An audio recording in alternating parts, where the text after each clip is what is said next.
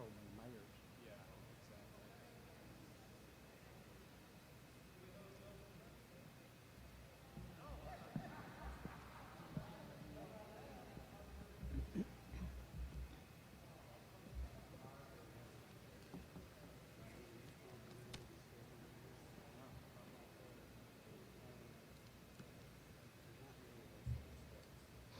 When you guys were talking about in Salt Lake City, they were talking about, I was sold for, yep, We've got a conversation. Marshallese? And our retainer trying to Oh. okay.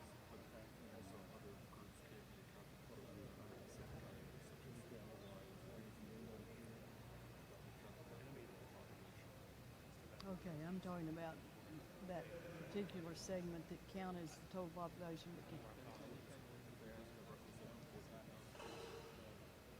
But they, okay, did they skew they're in two counties, they're not in, so they don't skew the equality.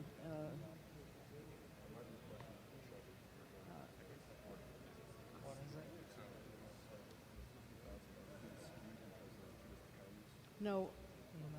or they're in two different counties, so they don't skew the 30,000, or, They probably won't. but the prison population, well, maybe it doesn't wait either. to bring them all and have to Yeah, have prisons ballots. could if you put four of the state prisons in a one house Fine. district, for example. That'd be a big. Well, they're in, 4 o'clock. so many of them are around Pine Bluff. But you can, I think you can have those designed so that you don't put four prisons in one house district. Oh, good. Yeah. Allowing us to All right, and that's, pivot if we need to Did- before we. did you turn those? No, but they got them up, so I'd say if you're ready. Okay.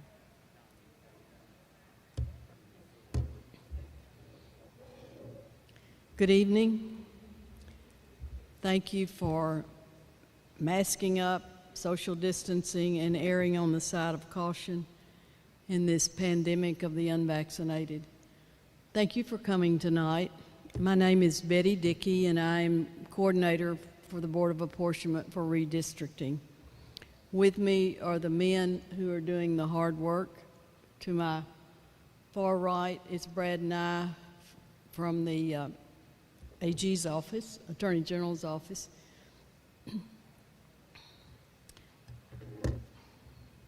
Kevin Niehaus from the Secretary of State's office. Doug House from the Attorney General's office. To my far left is Nick Ortiz from the Governor's office, and to my immediate left is Shelby Johnson, who is the head of Geographic Information Systems. Get it straight someday. And PBS is live streaming and videoing these hearings, so you can watch them again on myarkansaspbs.org. The purpose of the hearings is to give you the information as it relates to the charts that have been prepared 2019 and now 2020.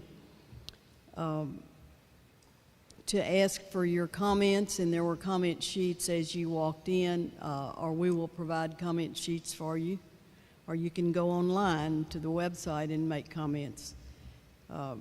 It's for you. After Shelby explains the maps and I talk to you momentarily about the criteria, we ask you to make your comments or ask your questions. The legal basis for the criteria that you see in front of you is Article 8 of our state constitution. The Voters' Rights Amendment of 1965 is amended, and the Equal Protection Clause of the 14th Amendment. The first of the 9 criteria, one person, one vote, refers to the balancing of each of the legislative districts every 10 years after the federal census, so that they're substantially equal, which is a plus or minus deviation.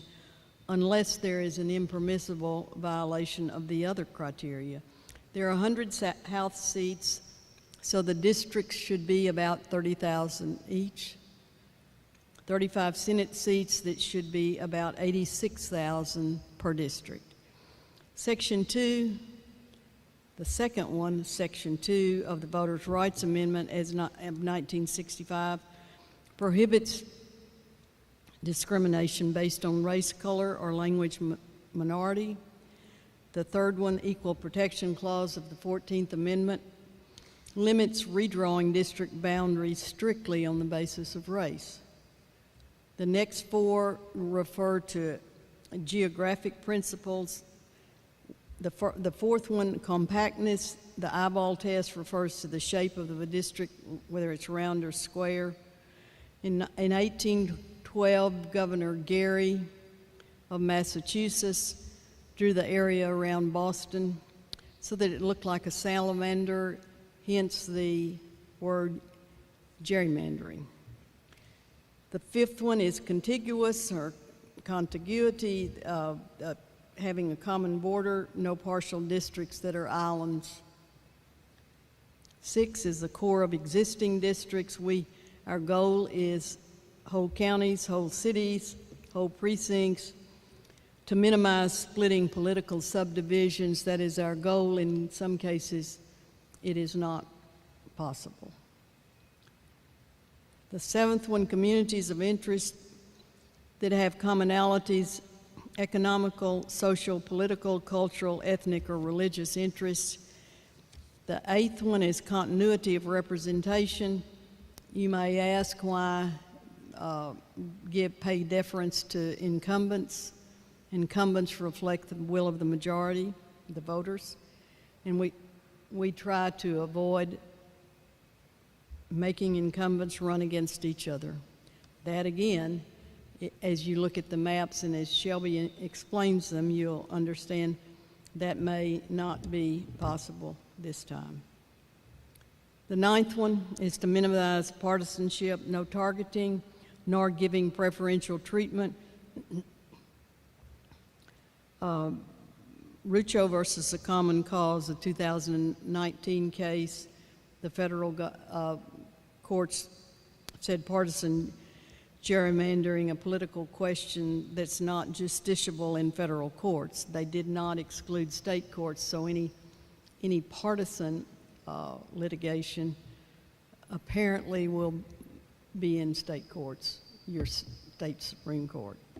Shelby's going to explain the maps, and then we will open it for questions.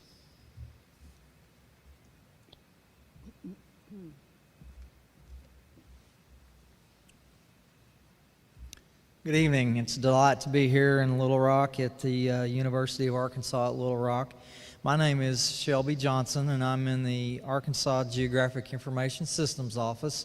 We're a part of the Arkansas Department of Transformation and Shared Services. One of our statutory roles is to record the election geography of Arkansas. We keep up with digital maps of election precincts, school boards, justice of peace districts, the state house and congressional districts, state senate districts, and municipal wards. We did a lot of work over the last 4 or 5 years in preparation for the census for 2020 and fed a lot of that geography into the census so that as population was counted, it could be assigned to the correct jurisdictions. On August the 12th, the Census Bureau released what they termed the legacy format of the 2020 census data. And we immediately downloaded that data for Arkansas and began to process it. For the first several board hearings that were held in Arkansas, we were only able to show the public estimates, or what we thought was going to be the population differences or population change among the House and Senate districts. Last Tuesday evening at our meeting in Fort Smith, we were able to share for the first time the variances based on the 2020 maps. So the first map I'm going to walk you through is on the screen behind me, showing our population change by county across Arkansas from the period of April 1st, 2010 to April 1st, 2020. And the numbers that you see are not indicative of total county population. The numbers are expressing how much the county changed in population, either up or down, across that 10-year period. Here in central Arkansas, we saw some modest growth in several of the counties. Faulkner County, for example, gained 10,261, and Pulaski County gained 16,377 across the 10-year period. Those are two of the counties that are shown in the darkest blue shade. The darkest blue shade indicates to us that those counties experienced the greatest growth. Then as the scale trends in the lighter shades of blue, those are showing counties where there was growth, but not quite as much. Then next on the scale, indicating counties which grew modestly. The lightest shades indicate counties where there was not much population growth nor population decline across the 10-year period. Those are shown in white. Then the color scale transitions to shades of red, and as you start at the lowest shade of red, that's indicating that a county's population declined a little bit.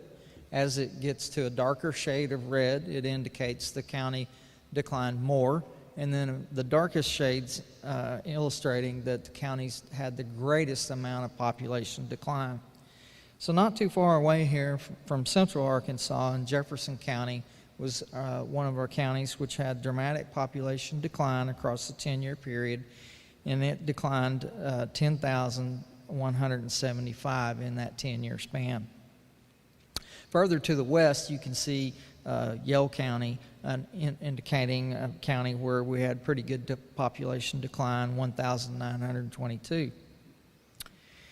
We're going to move now from the county maps and look at the state house districts, and that'll be the next map that we're looking at.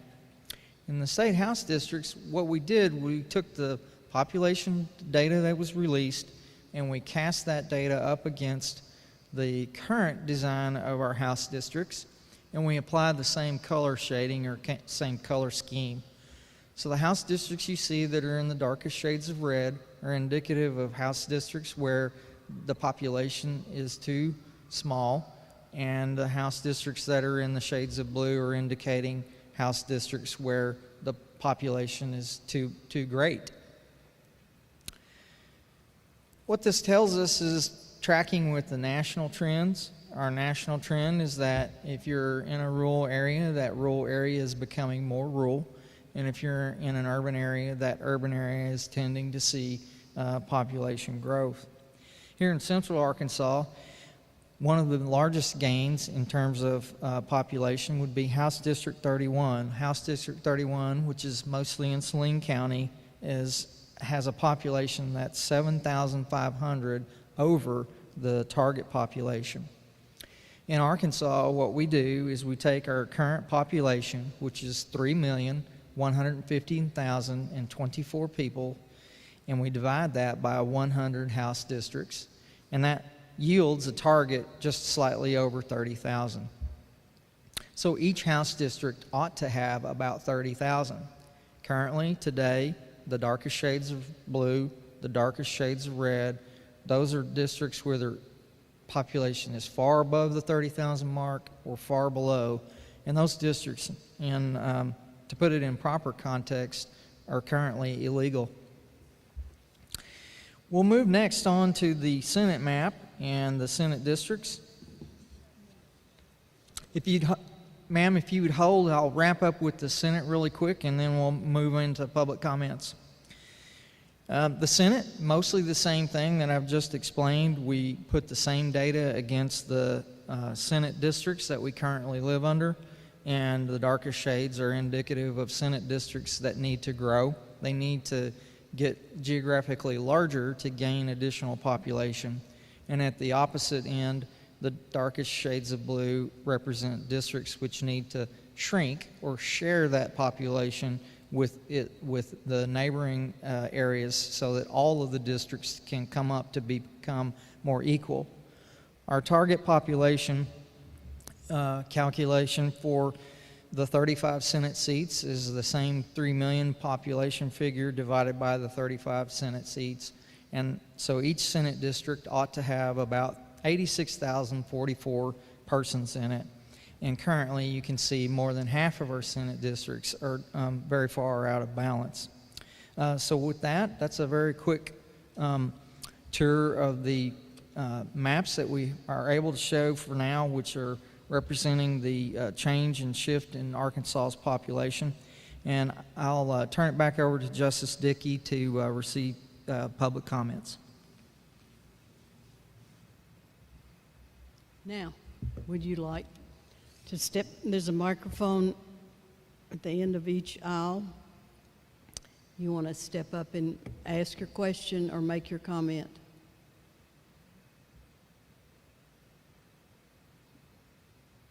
Anyone?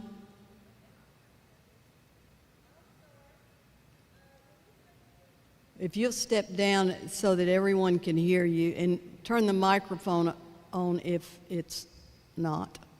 Is it on? Hello. Now. Testing. Hey, yeah. If you will, state your name and, well, I assume you're from Pulaski County in this district. If you're not, please My tell name us. is Tony McGreblian. I Is- live in Chenal Valley, a part of Little Rock. My question is the whole illegal. If you'll step up, put, Hello. Okay. I'm going to give y'all COVID, I'm afraid now. My name is Tony McGreblian. Meghrebleblian, in case anybody cares. I live in West Little Rock, and I have a question about what it means illegal. I mean, is anyone going to jail for that? Because that's what illegal means. you understand? know? Okay, step up.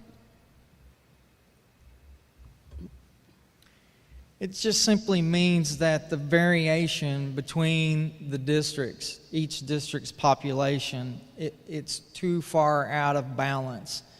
The concept of one person, one vote. And so that means that each House district ought to have about 30,000. But in the context with, for example, Senate District 31 in Saline County that I mentioned, its population is currently 37,500. And those numbers are illustrated on the charts that you saw in the foyer with the details. It just means that that district is underrepresented and then or overrepresented, and then the opposite would be true for a district where its population is not large enough. So that Okay, I think that you're saying that if you're in the blue, they're overrepresented? that district has too much population. For one person, they need more people. Is that what you mean? They need more representation. In the rural counties, it looks like they're losing population. That's correct. So I would assume that means they have less representatives. You're going to have to cut some of those people out. Let me give you another example. Senate District Senate District 1 in far northwest Arkansas is another really good example. It's the one in the Senate that's the most out of balance. So currently it has, if the target would be 86,000 per district, Senate District 1 has 43,500 population above 86,000. I know. That's all those people only have one person. While if you live in, Texarkana or Hope or somewhere else, you have double the representation based on percentage of how many people live there. Is that what we're talking about? Yeah, the short of it is that in a district that has fewer population than it should, their vote is outsized compared to a district where the population is too great. Kind of like our country, when Wyoming has as much say as California. So, She doesn't understand I know. that's before redistricting.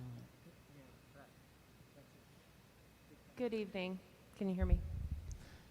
Good evening. If you will, state your name and where you're from. If you can step down and get closer to the mic, that may help. Yes, ma'am.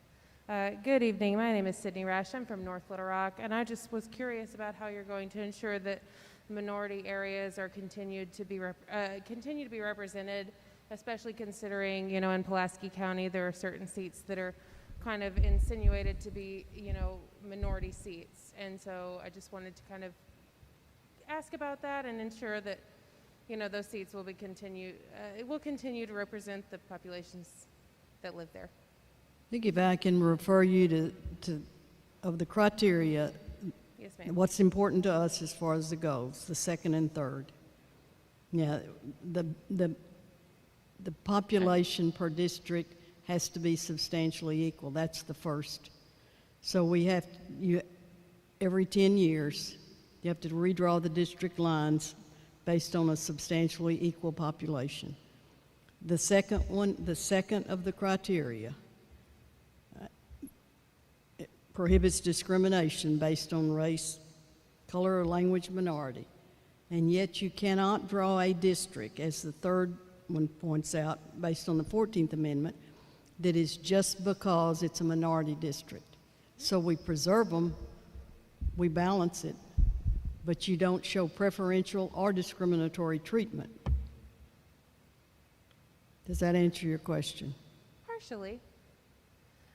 I guess my main consideration is that, I think my main consideration, or my main concern rather, is that current seats held by, minority representatives may be, drawn larger to encompass, non-minority areas, especially North Little Rock specifically.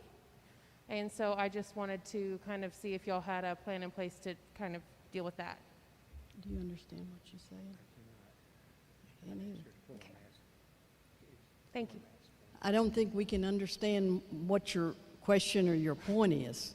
If you can either slightly remove your mask while you're talking, Thank you. I'm okay. Thank you. well, you'll need to come to the microphone if you want to interpret for her. And your name? My name is Rose Rains. I'm from Jacksonville. She was asking for more direct verbiage other than the generic criteria that you guys have. What are you directly doing to make sure that these people are not being discriminated? Drawing the maps fairly and transparently. Okay, so, well then while I'm here, Well, I do have other questions. There's someone ahead of, okay, if she doesn't mind, I don't. Okay. What, So how will these meetings, the questions asked, and the comments being made directly impact what's happening here with redistricting? well, Was I loud enough? you want to answer it? Sure. I didn't hear the last part of it. Thank you. It's a good question. How is this done? I think there might have been some misunderstanding, just to make sure nobody misunderstands. These are not the current maps. This is the existing maps that were drawn 10 years ago, and they have grown out of balance over 10 years. And I think there might have been a misunderstanding about that. The way we comply with the Voting Rights Act is, number one, we have to make equal populations among districts. We have a general idea, because we are all Arkansans, the governor, and we're working for the governor, the secretary of state, and the attorney general. We have a general idea of where people live, and so that is considered when the lines are drawn. The next thing that happens, if there appears to be a population group that meets minority status, whether they are black or Hispanic or Marshallese or some other group, Asian group, then that shows up in the census data. That information is then overlaid over the maps to make sure that districts are the appropriate size, so that we have what is called a minority-majority district. You can see these districts even now today from 10 years ago. So we make sure that where there is a sufficient concentration in an area of sufficient number and compacted enough to form a district, then that district will be detailed out in accordance with federal law, the Voting Rights Act of 1965 as amended. And that is the process. Did I answer your question? That directly answers that question. How are you guys held accountable to those standards? What are the repercussions of these illegal districts, as you guys call them? The word illegal is not a legal word, okay? This is from the Attorney General's office. It's not a legal word, but it's a representation to show how far out of balance those districts have become in the last 10 years. That's why we are redistricting, to bring them all into balance. We follow the Voting Rights Act as best as we know. We present that information to the governor, the Secretary of State, and the Attorney General. They make the decision, not who the people you see here. And they are there to ensure that it's done, as Justice Dickey said, openly, fairly, comply with all federal and state laws, and is completely transparent. If someone does not like that, they may bring a lawsuit, and the books are full of lawsuits all over the country where people have been held to account for not doing the right thing.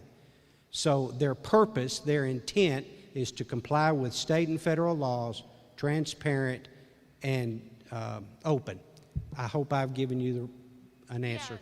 Yes, that works for that. Can you step a little closer? I'm sorry, I'm short. So the question that I personally had of what do our questions, what does these meetings, what do the comments, how does that affect this process? The comments that people make, and I'll use an example. Up in Baxter County, when we were in Mountain Home the other day, a lady pointed to a neighborhood in Baxter County, but her representative lived 90 miles away. And she says it's not right because we go to the Walmart in Baxter County in Harrison, or Mountain Home. We go to, Baxter County. We go to the Walmart, we go to that county courthouse, we buy our cars, we get our hair done, everything in Mountain Home. Yet our state representative lives 90 miles away because of gerrymandering that was done 10 years ago. Those kind of comments are very important to us as we collect information and present that to the governor, the Secretary of State, and the Attorney General. You mentioned you are from Jacksonville. I live out your way. There's a part of the district that I used to represent that extends over into Jacksonville. It's a finger. It was done to help somebody out 10 years ago. Those are the kinds of things that the governor and the Secretary of State and the Attorney General are alert to, that are not fair, that are not right, and are inconsistent with all of these principles you see underneath you. So I will just go ahead and say that you mentioned the Jacksonville finger, not me. So, so how can somebody, say for instance, that works a night job, how can they get their questions and comments heard? Very good, very good. Justice Dickey. And that's all of my questions. Thank you. Yes, ma'am. How can those questions and comments Oh, be heard you want the outside website? of these meetings? ArkansasRedistricting.org. Okay, what / is it on the main home screen? It's on the main home screen? Okay. Public comment. All right, thank you. You're welcome. Yes, ma'am, if you'll state your name. Good evening. I want to thank the Board of Apportionment for, can you hear me? Just step close to the microphone. I don't want to fall off. I don't want you to fall off either. Good evening. Can you hear me? Good evening. I want to thank the Board of Apportionment for hosting these forums throughout the state. I am Representative Denise Ennett, and I represent District 36, which is parts of downtown and Pulaski County. And I have a couple questions to ask, so please bear with me. Okay. When will the Board of Apportionment begin drawing maps? After the September 30th, they have information now. Thank you, Eddie Joe. Information now that has to be formatted, but when the September 30th final census figures are in, they don't expect changes, but if there are, then they start drawing. They may start drafting before, but they can't start drawing until after September 30th. Can't have any final maps drawn. Okay, my next question. What is your projected timeline for drawing and finalizing the maps? We hope to do this in October. We hope to do it in a few weeks, depending on how, and it's challenging. If you'll look at the dark red and the dark blue, it's going to be very challenging for all three entities to draw a map that's fair and that meets these criteria to the extent that we can. So most of October. Then and I don't want to get ahead of your questions, but then the three principals, the governor or attorney general and secretary of state, vote, and then there is a 30-day waiting period, or a 30-day period in which there is some feedback. We hope to be able to show those maps, to show the final proposed map, hopefully through PBS or some way to get that out all over the state before that 30 days. Okay. I think you answered my next one. How long will the public have to If comment? I know you have to look at your papers, but I'm if sorry. you face the Okay. microphone. How long will the public have to comment on these maps? You mentioned 30 days. The 30 days. Okay. Yes. When does the Board of Apportionment expect to vote on proposed maps? Well, I would think soon after they've seen the map that the three entities, the three different groups, agree on a map and give that to the Attorney General, Secretary of State, and Governor. So it shouldn't take very long, but I can't predict how long they'll take. Okay, one more question. Okay. Is December the 31st a hard deadline for the Board of Apportionment to complete its work? Yes. Okay. One more. One more. Okay. Does the Board of Apportionment plan to have the finalized map voted on by then, by December 31st? The finalized map, well before then. I mean, well before then, and the 30 days passed before then. Okay. Everything ends then, so yes. Okay. Thank you. Thank you.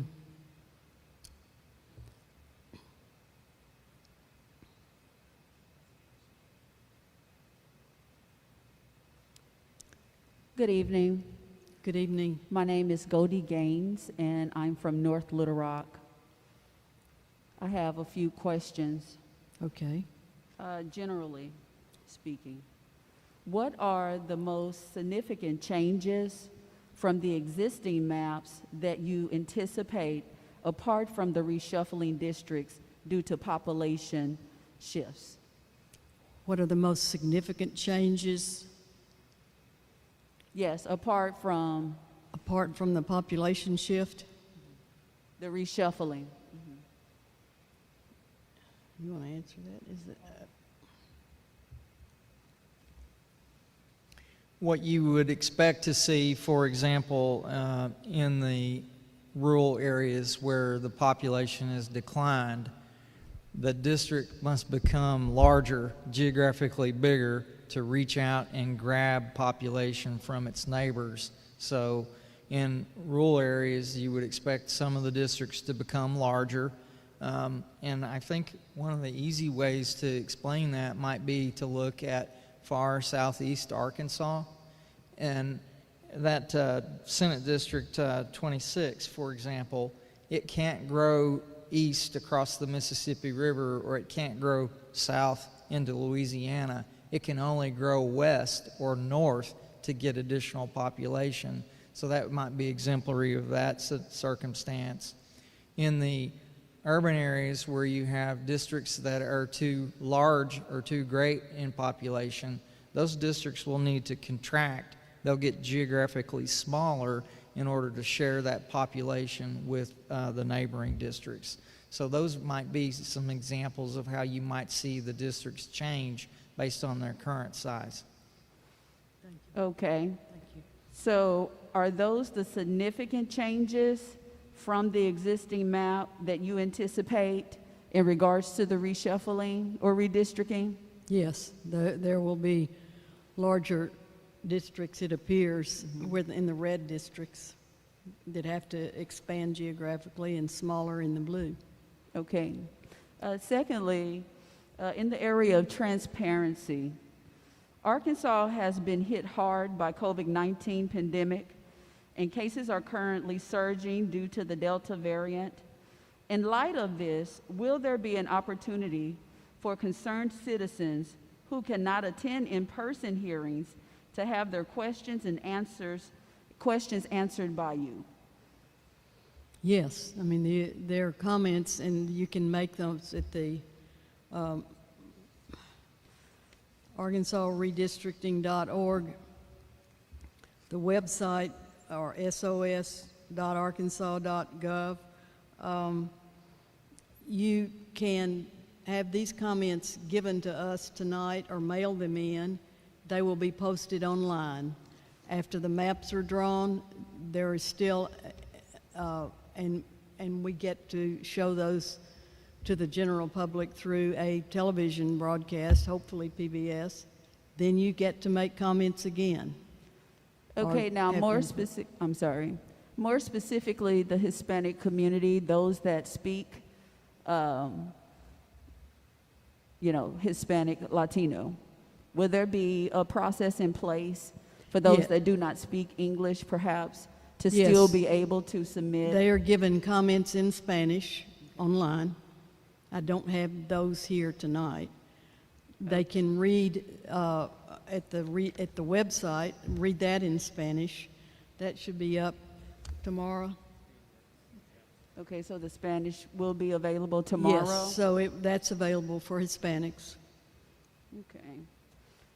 My third question, how is this public hearing going to affect your redistricting process?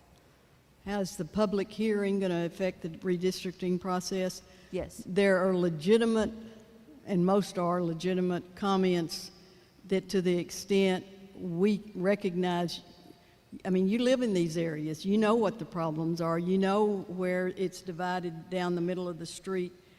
And for those of us who don't and who are trying to do the redrawing, that's important information, where Senate and House lines that could overlap don't.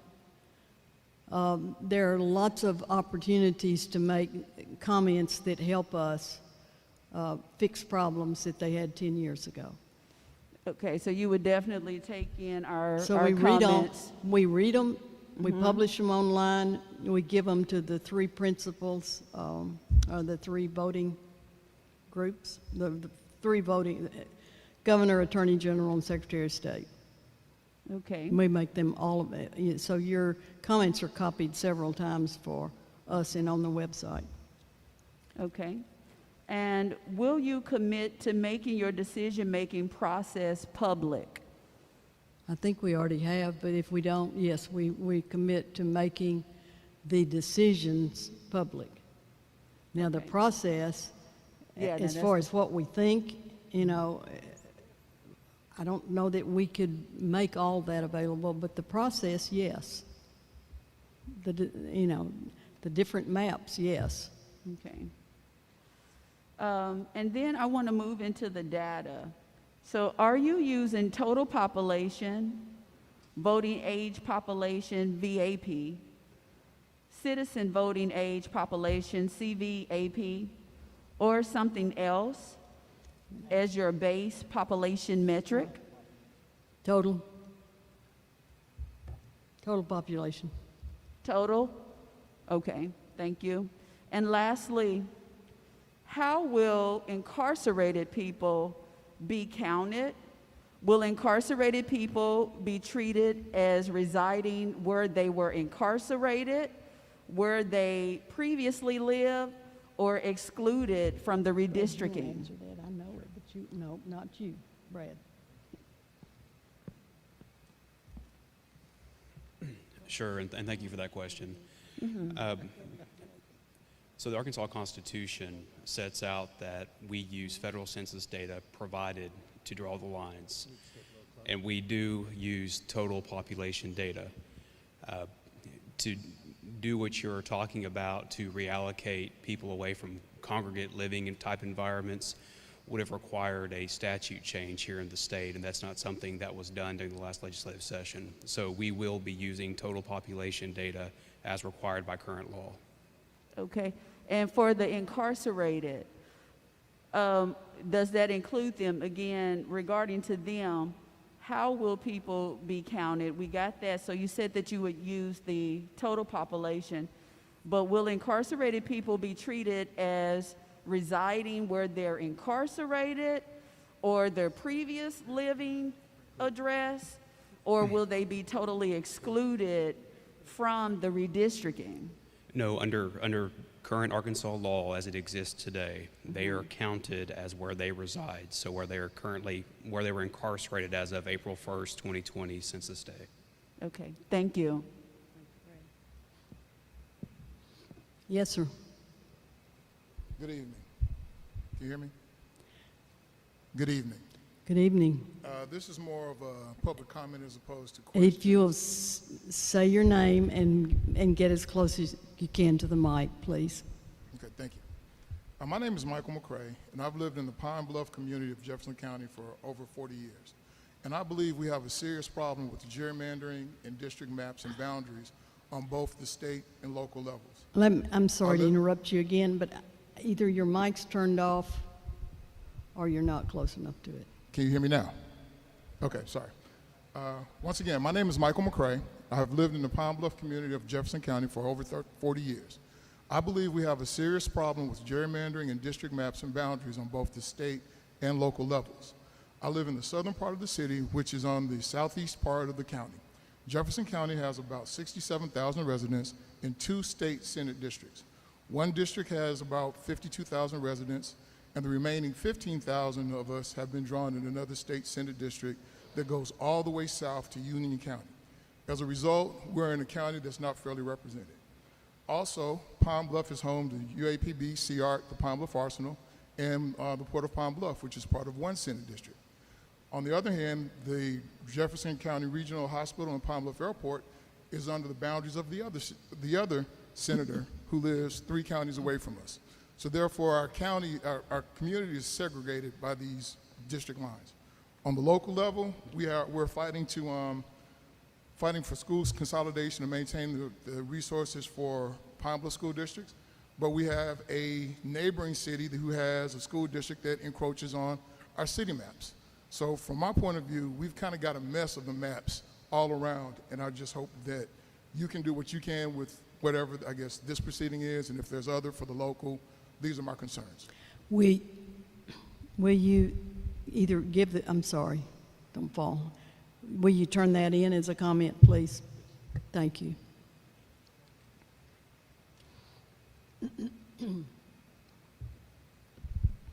Hello, can you hear me okay? Yes, thank you. Okay, great.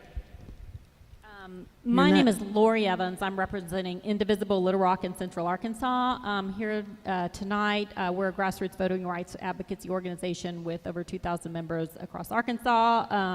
And we do have members in most of our states, 35 Senate and 100 House districts. I did want to just say thank you to all of y'all for traveling across the state and providing these public opportunities to comment. I know y'all are probably tired of traveling, and thanks for being back Thank here, you. ending up in Central Arkansas. Appreciate that. So what I'd like to do, if you don't mind, I know a number of the things I'm going to mention have been mentioned before in your criteria, but of course, you know, the purpose of these public meetings and the public comments are to provide a public paper trail and documentation of the criteria that we all agree on as Arkansas citizens. So I'm just going to go ahead and mention those for the public record. Many of us at Indivisible have, of course, been following these very helpful and informative public meetings. We'd like to state for the record some of the core principles that years of precedent and court decisions have set for the Arkansas redistricting process. One, a redistricting process that ensures no racial dilution or redistricting based on racial gerrymandering, which of course has been mentioned tonight a couple of times. District map shapes that are compact and contiguous. District boundaries that preserve county and town boundaries whenever possible. New maps that preserve the cores of existing districts to avoid constant reshuffling, and that was described very helpfully this evening as well. And communities of interest are preserved and not divided by district lines. Communities of interest being any Arkansas neighborhood that shares certain social, cultural, ethnic, or religious connections.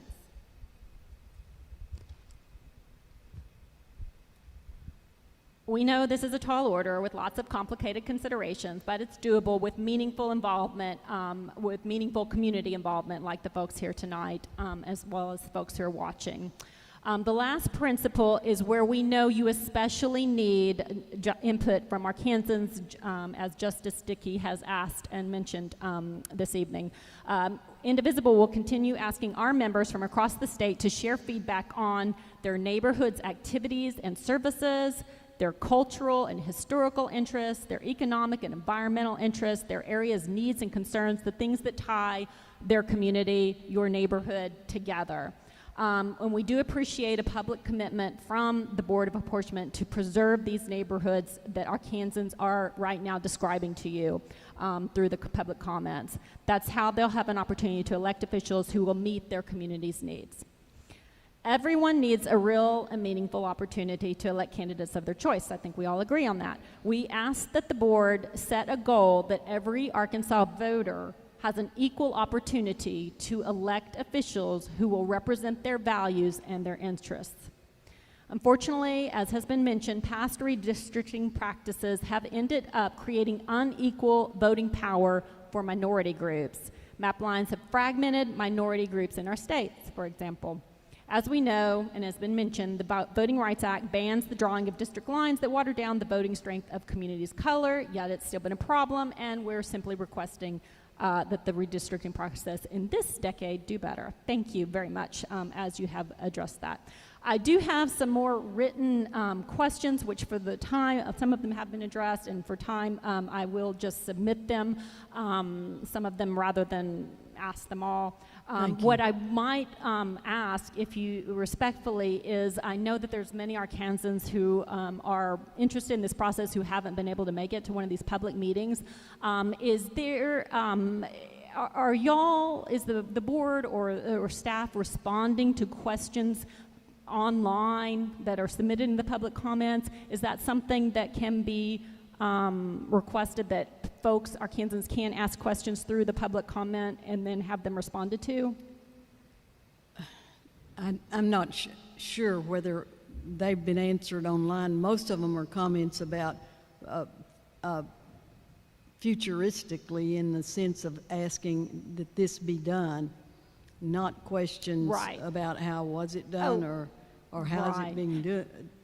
I mean, perhaps that's something that could be done. However, if I'm just asking on behalf of other community members if they do have questions, or if they do have questions and couldn't make a meeting, is there another means by which you would suggest that they contact the redistricting office? Yes, the arkansasredistricting.org, and those questions will be sent to the person or the entity to respond. That's been done as far as where to send the comment sheets, because initially we didn't have the address on it. Things like that, but if it's a prolonged explanation, that one person can't answer that. So you know, we can follow your suggestions. I'm not sure we can answer complicated, prolonged questions. Gotcha. Okay, so is that? Not you.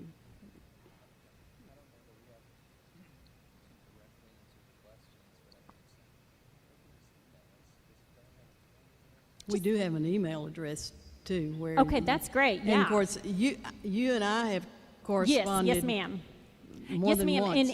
And I guess one thing, just if I like the phone, so I now have your direct redistricting phone number, but the phone number that's on the actual website actually goes to the Secretary of State. So it might be, I don't know if we want to update We that have or not. something else to fix, but But- you found us. Yes, and ma'am. we've corresponded to you even for a couple of hours today, so. Yes, ma'am. We're trying. You are, yes. And in fact, yes, and I appreciate all of the responses that you've given so far. And in fact, you've already answered many of my questions, one of which was with regard to drawing the maps in October, and then there will be a 30-day period opportunity for public feedback.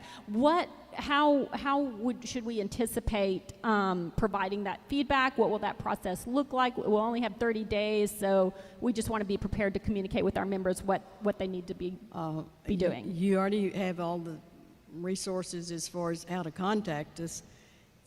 When the map is agreed on by the principals and that 30 and presented to you on PBS, I hope, you'll have that 30 days to respond to any or all of us. So it'll just be like direct email, or will the public comment form still be up? Should we? The forms you've been using, I mean, you've managed to reach several people. I think you Okay. probably can find us. Yeah, we'll follow. Okay. But well- if there is a specific place, when we show the map, we will tell you Yes, where ma'am. and how. Yes, ma'am, because that's the process that we would just want to be able to clearly communicate to our members. So I know I've taken a lot of time here, so I think we'll just end it there, and I'll just submit these If you'll for submit. writing. And just wanted to thank you so much for your public service. This is such an important task, and I really appreciate you taking the time. Thank you, Ms. Evans.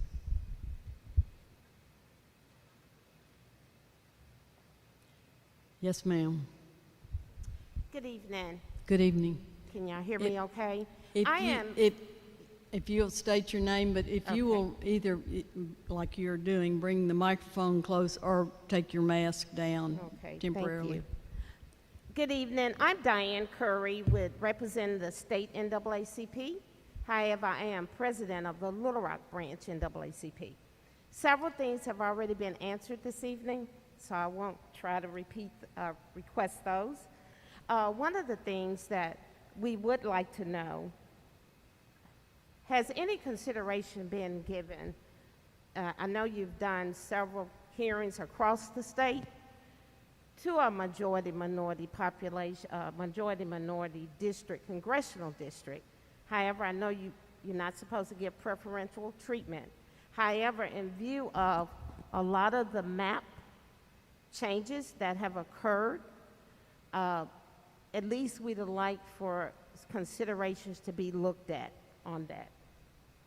The other thing we'd like to ask, how would we submit a citizens map if we would like to submit a map to the apportionment board or to the entities? I think that Ms. Evans had asked about that earlier, and that's being done as far as a way to access. Am I correct?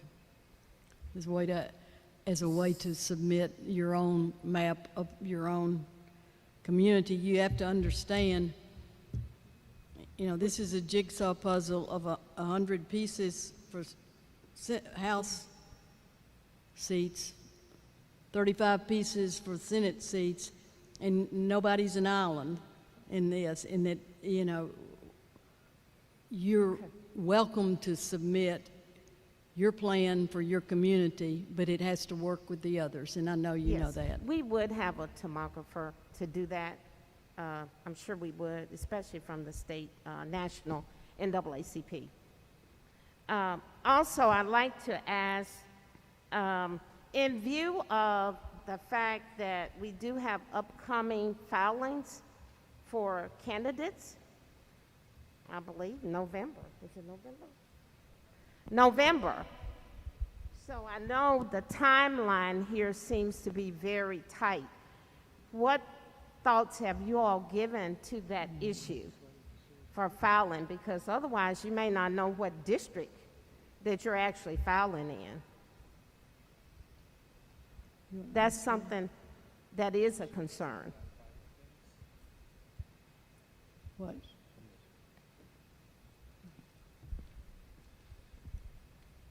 I'm sorry, I had a hard time Are you asking about filing dates for Yes, the upcoming? because, yes, November, I understand, is some of the filing dates for various candidates.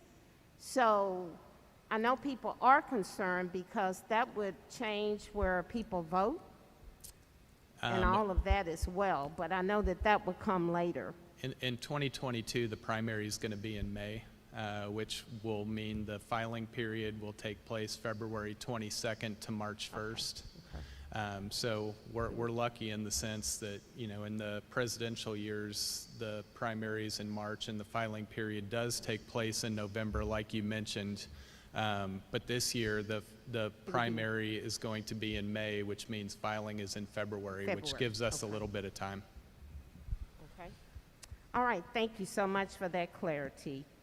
We'd just like to say, on behalf of the NAACP, we are concerned with some of the things that's happened previously in gerrymandering from across the state, and we do want to encourage the criteria to be followed. Thank you. That's why that's listed as one of the concerns that we have. If you see that in any of the maps that are drawn, let us know. We don't expect that. Yes, ma'am. Yes. My name is Rochelle, Richelle, Britton, Brittain. I live in Jacksonville. I happen to live in the same ward as Rose Raines, same ward of Jacksonville as Rose Raines, who spoke earlier. I also happen to be a member of both Indivisible and the Jacksonville branch NAACP. The last two people who spoke for those organizations. But I have a question specifically about the last criteria, the minimize partisanship, talking about, you know, beware of salamanders. Minimize the partisanship. Yes, beware of salamanders. We know that's draw maps in favor of Republicans or Democrats. Yeah, because we know, we know 10 years. We know the parties do that. 10 years ago, the Democrats tried to do that, and it backfired on them. Now it's Republicans running it. It tends to happen whether you do it, what you do. And I would like to hear specifically. Of course, I said live in the same area as Rose Raines, so y'all brought up the Jacksonville finger, and that's it says Troying little fingers. We want to know specifically what strategies you intend to use to carry out that last criteria, so there's no to avoid gerrymandering, especially when dealing with a partisan board of apportionment. You want to know about how we're going to avoid partisan gerrymandering? Yes. Well, I quoted you on the ninth point, a case called Rucho versus the Common Cause, a 2019 case. If you want to read that, RUCHO is the case. And it deals with this issue that says it should go to state courts because the states can better understand. Well, it doesn't say it has to go to state courts. It says federal courts not handling it. Doesn't. Federal court, yeah.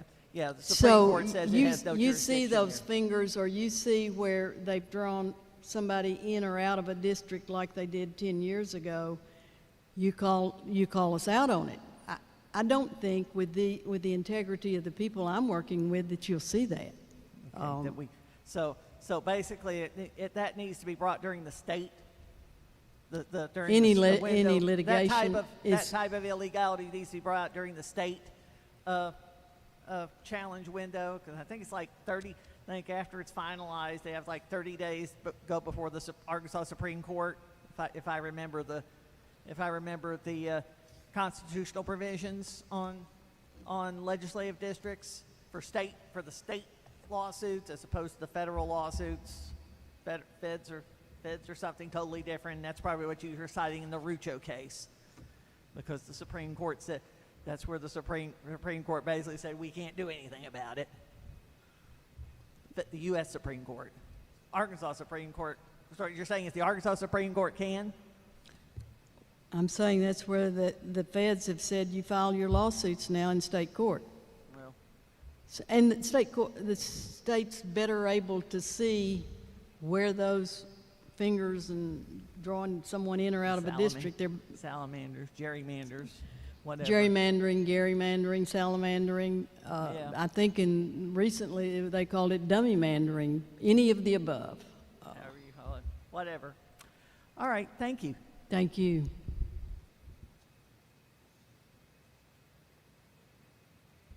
Yes, ma'am.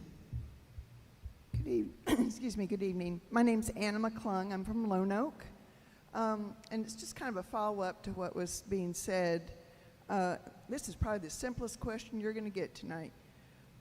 With today's technology, and you have such incredible amount of data through the census of how many people, households, race to some extent, throughout the state, it would seem to me that it would be quite straightforward for a computer to come up with a well-balanced potential map. Because I guess my concern is, everybody's concern is about objectivity. And if I were to go in with no bias and draw a map, I don't know about these fingers and that sort of thing, but I'm just going based upon population, demographics, trying to get equal representation. Why would that not be at least a starting point to go forward? I would agree with you that the technology today has that capability and the software is very, very good. There's one deficiency that the software can't overcome. There's no way for the software and data to indicate a community of interest. And communities of interest are people who affiliate together for common reasons or certain parts of the community, and the software just simply doesn't recognize cultural differences and communities of interest in the way that we as humans do. If I can give just a follow-up, it would seem to me that communities of interest are closely connected in proximity. And so I guess my thinking is, if you had a potential layout of an objective map, at that point people can come in, we need to make sure it's moved across the street a little bit or whatever. But it would seem to me that would instill more trust by the people that it was done in an objective manner. To the extent that we can comply with that, we try. It does not outweigh the substantially equal population. And communities of interest, some that are rural may not have the population, and so they are linked with cities. That's been done in the past. But to answer your question, the communities of interest are very important, but they're not more important than the first three of the criteria you see in front of you.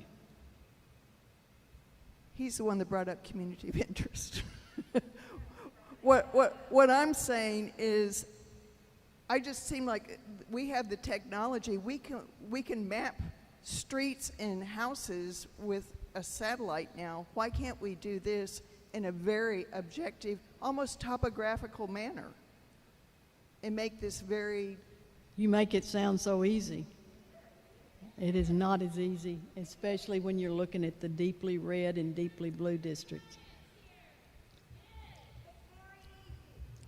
Do you have any other questions? No, I appreciate, I thank you for trying.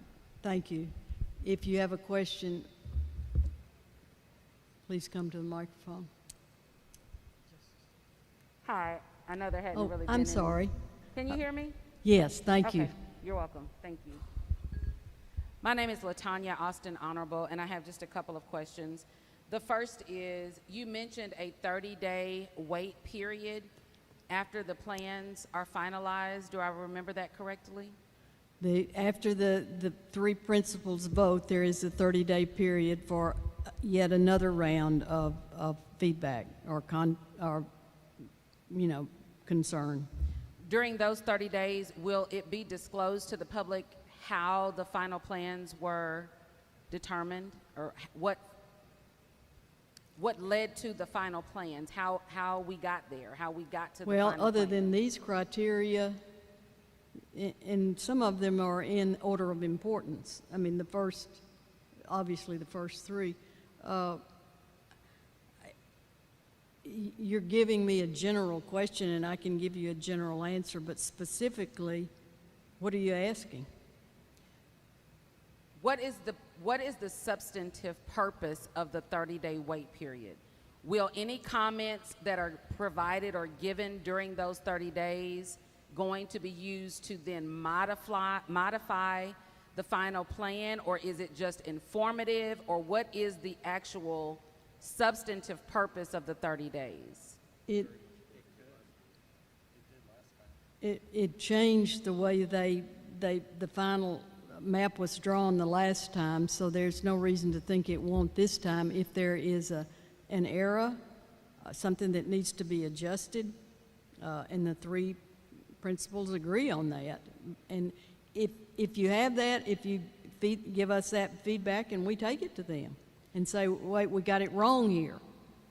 And so, and let me also say this, I represent a group of people that are not extremely knowledgeable about this entire process and may not even know how to formulate the right questions to get the answers that they're truly looking for. So your answer in terms of this changed, that 30-day wait period changed the way the lines were drawn in 2010. When I asked the question, what will be disclosed in terms of how the lines were drawn, how will someone know that it's drawn improperly or incorrectly if the person doesn't know how you arrived at the lines anyway? That's my question. Other than the criteria, I mean, what is it that will let someone know that the lines are improper such that the three principles, as you call them, that would cause them to go back and modify it? I mean, if it's not a legal challenge in court, what is it that one should bring up that says, hey, these lines are drawn wrong? Well, I think Shelby mentioned, you talked about one where the Senate and House lines could have overlapped, but there was a gap. You want Anyone from the panel can answer. I'm just curious. Yeah, and One example would be for the public to evaluate would be the demographic reports and the variances. That'll be a part of the record that the board most likely would base some of their decision making on, looking at the population variance among the districts. Another example is looking at an instance where, for example, and I'm just making this as an example, but a city might have been split, and that split could have been avoided and not created an egregious issue with the variance. So that would be an example. And the best way to know that is when the board gets to the point that they're ready to look at those final maps. One of our challenges or one of our jobs will be to put that onto a high quality base map that will have community names, city names, the county lines, all of those other things that you would want to see, so that as a member of the public, anyone would look and go, oh, they made this mistake. And that will be another way that the public would be able to do that, is by looking at these better quality maps. Thank you. Yes, ma'am. I do have another question, Okay. and this is a micro question, so I ask for a little bit of indulgence. And it's a micro question only insofar as it addresses lines dealing with municipalities. So there aren't a lot of people that really understand that the Board of Apportionment is responsible for drawing the federal lines, let alone knowing who's responsible for drawing local lines and redistricting in that way. Is there someone who might be able to share whether this board or what body is responsible for the drawing of local lines? Yes. Or Doug, you want to do that? The legislature does the federal congressional seats. We do the state, House, and Senate. And Doug will tell you the rest of the... Well, actually, since you're there, Justice Dickey, and you're a former Chief Justice, correct? Yes. Okay, so you might be poised to answer this question, because the question somewhat deals with the drawing of judicial lines. I'm sure you're familiar with the Hunt Decree. Will any of this process or any other process similar to it affect the drawing of those judicial districts? I don't know. Do you know who would know? This man loves reading about it. Okay. Much more than I. So both of these men do. I'll take all the answers.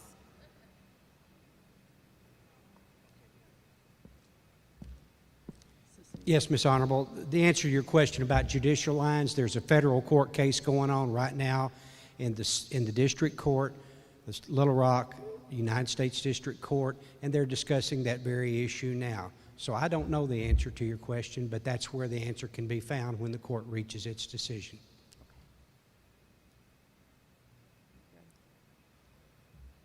Are there any other municipal lines that might be affected that are not dictated by this body of individuals?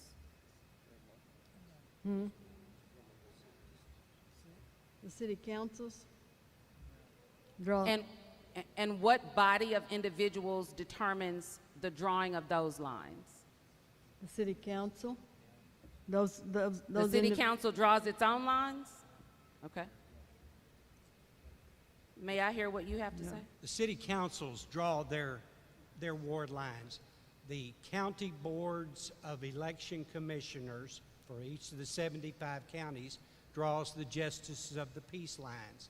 I think they also draw the school board lines as well. The Board of Apportionment, the governor, Secretary of State, and the Attorney General do not draw any of those lines. Okay. Thank you. Yes, ma'am. Thank you. Yes, ma'am. Hi, my name is Clarice Abdul Bey. I live in Pulaski County. Have a couple of questions to ask. Latonya touched on it, but I wanted to go into a little more detail with a question. If you will speak into the microphone, everyone can hear you. Can you hear me? Will you explain which public comments you did or did not factor into your proposed maps and why? If you'll speak into the microphone, I can't understand you. Okay, can you hear me? Yes, now All I right. can. First, will you commit to making your decision-making process public, and to be more specific, will you explain which public comments you did or did not factor into your proposed maps and why? Will we take the 1,000 comments that we've gotten and tell you which ones we did and did not use? Well, why don't you go online and read those comments and pick out the ones you think that we ought to respond to, because some of them are just, I like it is, or change it, or, there are multiple comments that we factor into it as far as things that should be changed, and they've mentioned some of those as far as not drawing, splitting up a precinct, splitting up. To me, if you have to read 1,000 comments, then you have to read 1,000. Oh, we've read them. Right. But do my we question, have to respond to them? My question No. was, will you explain which public comments you did or did not factor into your proposed maps and why? And I mean the ones that make sense to you. That's what I mean. So if you have to read 1,000 of them and pick those out, then will you do that? If we have time, drawing the maps, maybe. No, it's not about, okay. Thank you for that. You're welcome. Is there I'm another filing it. question? There is another question, and I don't understand the energy, but I'm going to ask this question anyway. There was a question asked about incarceration and people being counted. And my question is, in regards to the prison counting, you stated that the Board of Apportionment, and I think this gentleman here, will be counting prisoners where they are incarcerated. However, during the recent Committee of Government Affairs, it appeared that they were looking into doing it differently in the accordance with the Red Book that they are using. Are you aware of that? Who answered the question? Doug, did you answer that before?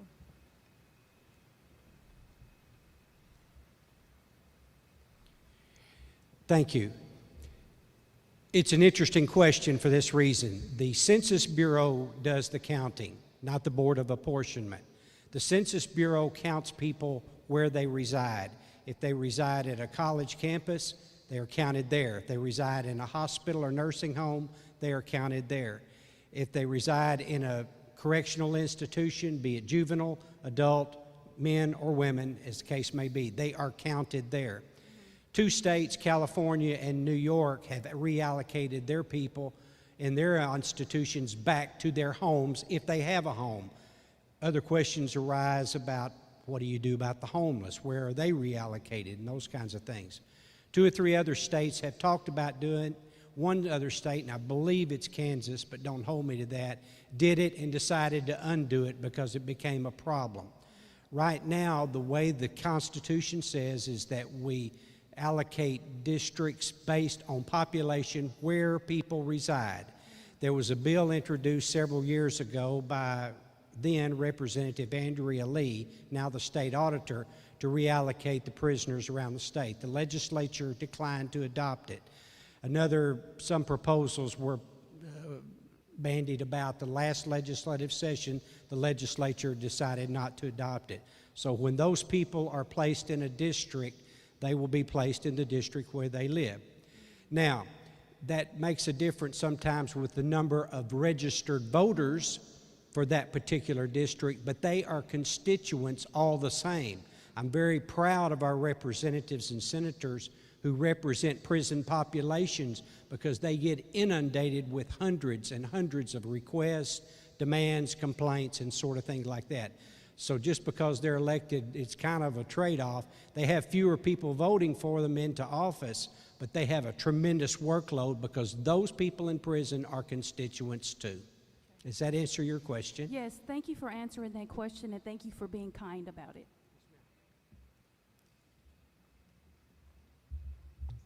Yes, you go ahead. Yes, ma'am.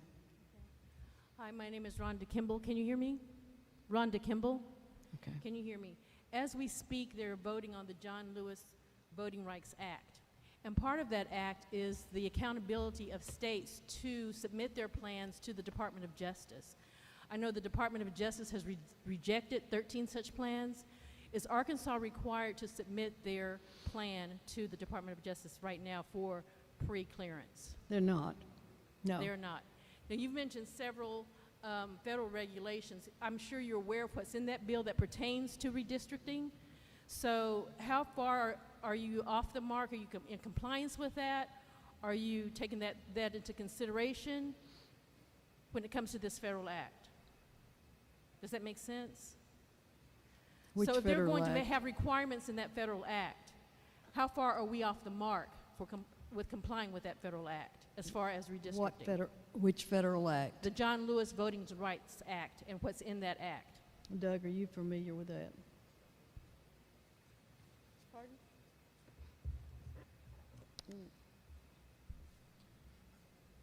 Ma'am, clarification of your question. Has that particular act, and I've seen the bill, I haven't Bill. seen an Yeah, act. it's a bill. I'm sorry, it's a bill. It's a bill. Uh-huh. Has it become an act? It has not, so I digress with that. It's a Okay. bill.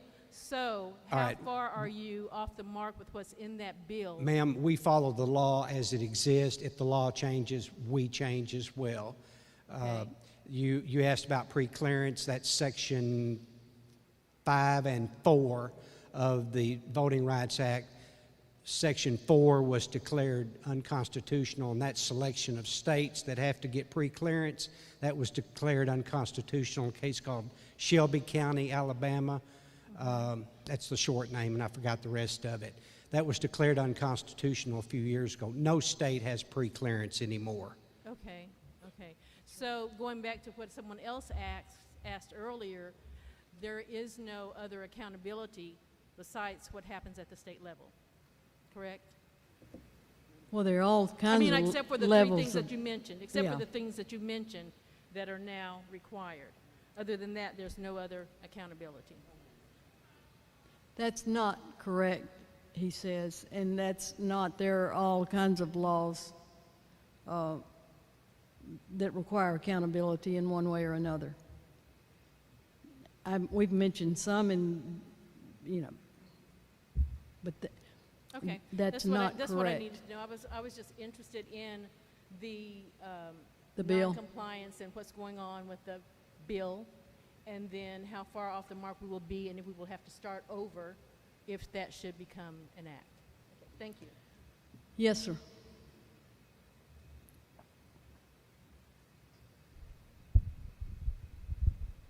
My name's Alexander Jones. I'm from Little Rock, and I have a question about the document entitled House Districts 2020 Population Variance, which is published up there. The Arkansas Board of Apportionment published this on August 17th, 2021. This is a table of all the districts ranked highest in population to lowest in population. The document includes a table, a column marked status. And my questions have to do with that column. This appears tied to percent deviation from the target number, which is 30,115. Deviations greater than 10%, either higher or lower, are marked illegal. Questions have already arisen about that earlier in this comment period. Deviations between 5% and 10% appear to be labeled either excessively high or excessively low. The most interesting status to me, though, is not either illegal or excessive, but rather preferable. Preferable appears to be labeled for deviations of less than 1%, higher or lower than the target of 30,115. So my first question about these categories is this: who or what entity designated these categories? That would be my office. In preparing that table, we looked at, you're very intuitive, we did look at the percent variance. And so those are classes or categories that we assign based on that percent variance that you observed in those charts. Then a second question. Thank you. How did you designate one category as illegal? And by how, I mean what source of law? There is existing precedent that suggests when the variances are excessively high outside of 10%, those have not held up in previous court cases. Which court case? I'm not the scholar on legal court precedents here.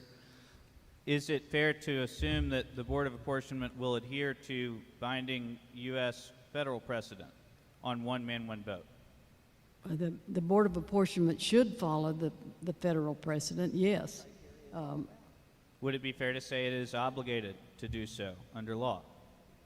If it's in the, if it follows the Eighth Circuit, for sure. The others, probably. What is the target deviation being sought by the Board of Apportionment? The plus or minus 5 is as indicated, which is a 10% variation. If it's over 10%, case law indicates that it's not. That's not acceptable unless there are, the cases can be explained for other reasons. Isn't it true that there is federal precedent that has held less than 10%? That's correct. To have That's been why I said other impermissible? reasons. Yes. Doesn't preferable mean best? Preferable is not best. Preferable is a comparison. I read in Merriam-Webster it says having greater value or desirability. Okay, it's greater, not greatest. What makes a lower deviation preferable? What makes a lower deviation preferable? Yes. Because it is more, it is closer to the words, the magic words of substantially equal, which is what courts have said. And I know that this is a bit more than a legal question. It's actually a political question that is tempered by law. But why is it better to have equal districts? Well, that goes back to the one person, one vote, so that your votes aren't diluted. It's a balancing, it is the Equal Rights Amendment, the balancing, that my vote shouldn't count any more or less, but should be substantially equal to yours. Same way with districts. I just have two more questions, if you'll indulge me. Would it be possible for the Board of Apportionment to approve a map that apportions each district within 1% of the target number? It's remotely possible. Anything is possible. But they're held to substantially equal, which is, by the court decisions, plus or minus 5%. 10%, no more than 10 below or above. And I think that you're coming at this from a legal perspective, so I'd like to ask the gentleman from GIS, is it possible, based on computer science, to equalize the districts within 1%? Technically, yes, but doing so would be at the expense of potentially splitting a city or splitting an election precinct or splitting a county, and those are goals that you would try to avoid if possible. And turning back to the Chief Justice, isn't it true that the 1% amount is actually constitutionally mandated in the federal context? For the congressional seats, but not for the state's House and Senate seats. They are called. It's substantially equal, and that is not 1%. That's not a 1% mandate. And I think I know the answer to this question, but will the Board of Apportionment agree to ensure each district is within the range its document deems preferable? What's the question? Will the Very precise Board yes of or no question. Would the Board of Apportionment agree to ensure its districts each fall within 1% as defined by it to be preferable? Each fall, once a year? Is that your question? No. Would the Board of Apportionment agree to apportion each district within 1% as defined as preferable in its own documents? I doubt it. Is that a no? I didn't say it's no. Same question for the Senate.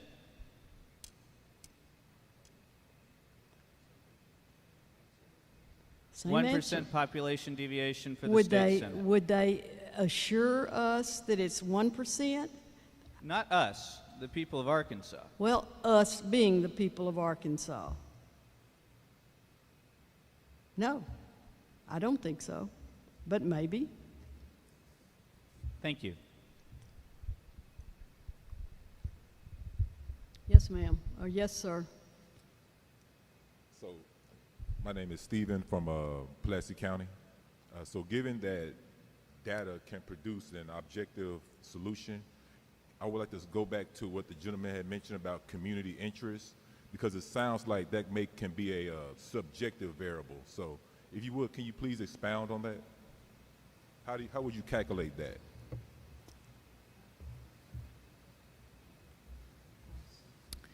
The analogy that I like to draw, and this may take a minute, but bear with me, is an elementary school attendance zone. So one elementary school might be the Cardinals and the other elementary school might be the Tigers. Those two attendance zones were representative of moms, dads, grandparents, guardians that attend the same PTA meetings. They're involved in the same civic clubs like 4-H or Boy Scouts or Girl Scouts. So for example, the Cardinals all affiliate together. They potentially go to the same houses of worship, etc. And then on the other side of town would be the Tigers, and they would have a different group that they affiliate through those same associations I described. Those are examples of community of interest, and none of what I just described is contained in the census data.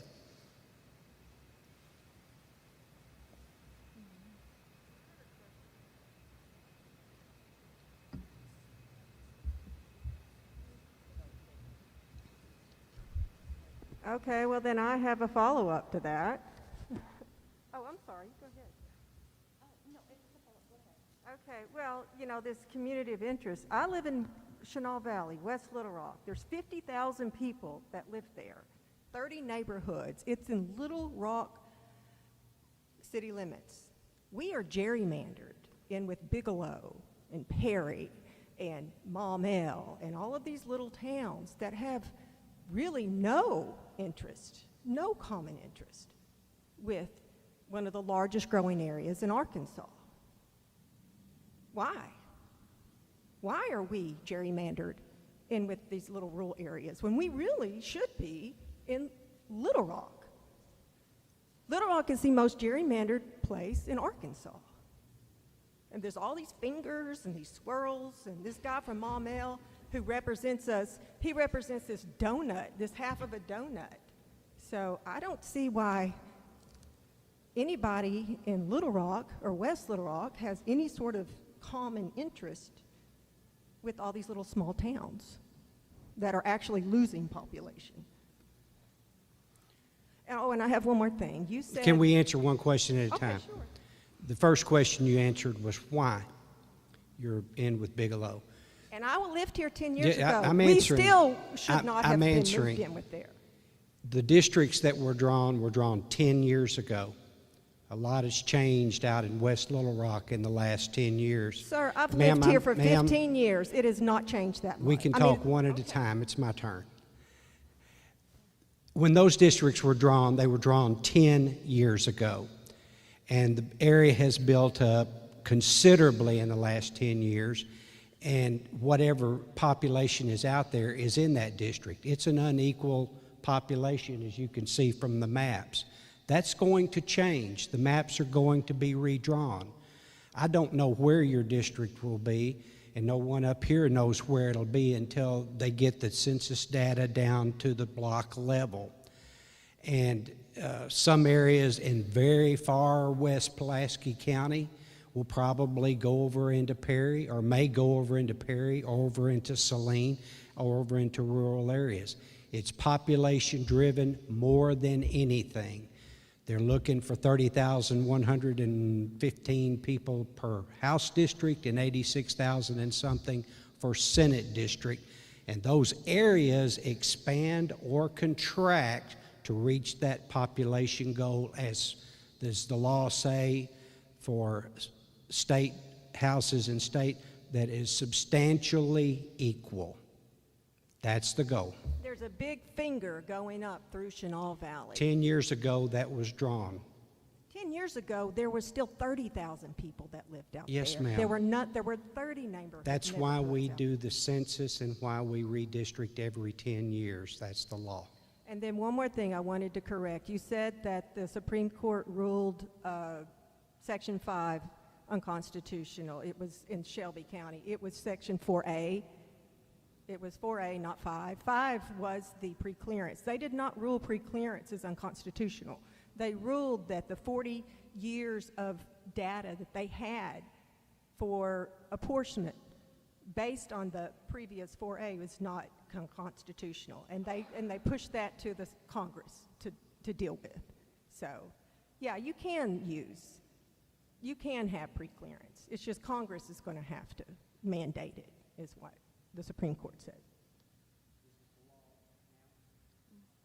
Well, not right. Well, the law is that's why we have it going through Congress right now. Yes, ma'am. My name is Wendy. Actually, yeah, my name is Wendy Newsom. I'm here in Little Rock. I have a question that might have already been answered, but I kind of want to get a little bit more clarification on it. Speak up. What type of statistical analysis will you be using to actually make the counties bigger or smaller? Are we using a chi-square? Are we using a multifactorial ANOVA? How is this going to work? It's your turn. It's a lot simpler than that. It's just divide 3,115,24 by 100, and then divide that same figure by 35. Drive or design each district so that each district is roughly about 30,000 or roughly about 86,000. Okay, so almost kind of like a chi-square, but how do you make sure that it is non-preferential? How do you make sure that your variables that you have listed in number 7 are taken into consideration when you make this, when you redraw these lines? So it's not, so it is more random than we're going to pick from here and we're going to pick from here. How do you make it random and not biased? Well, each block that's contained within the census data receives a population assignment. Some blocks contain 0 population. For example, an industrial park might have not any population. A park might not have any population. Other areas where we have high density population, that block would carry the total count at that area. You would then grab or group clusters of blocks together, and you might do it at the precinct level, and that would be all of the population that's contained within that precinct. Blocks are nested in precincts. Precincts are nested in counties, and then the counties are nested within the state.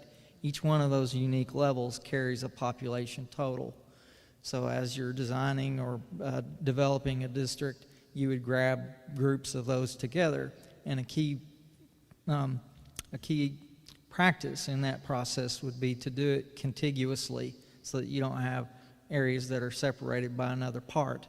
And as you continue to grab additional blocks, the software totals that and then expresses the statistics, and you continue to design and continue to design until you have a district that is near that target population. What software will you be using for that? The software is called Autobound Edge. What was that again? I missed that. I'm sorry, I didn't hear you. Sorry, I missed what you said. What was the name of the software package? The software is called Autobound Edge. Autobound Edge. Yes. Okay. Okay, thank you.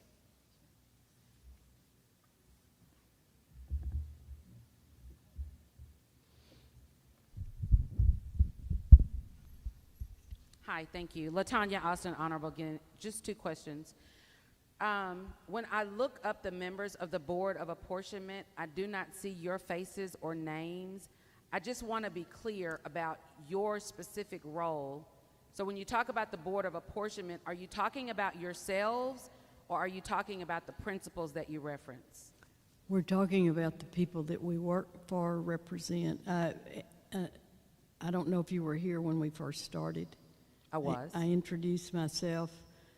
I'm the coordinator for the Board of Apportionment, and with me are men from each of the three entities, the governor. If you want me to point them out again, I will.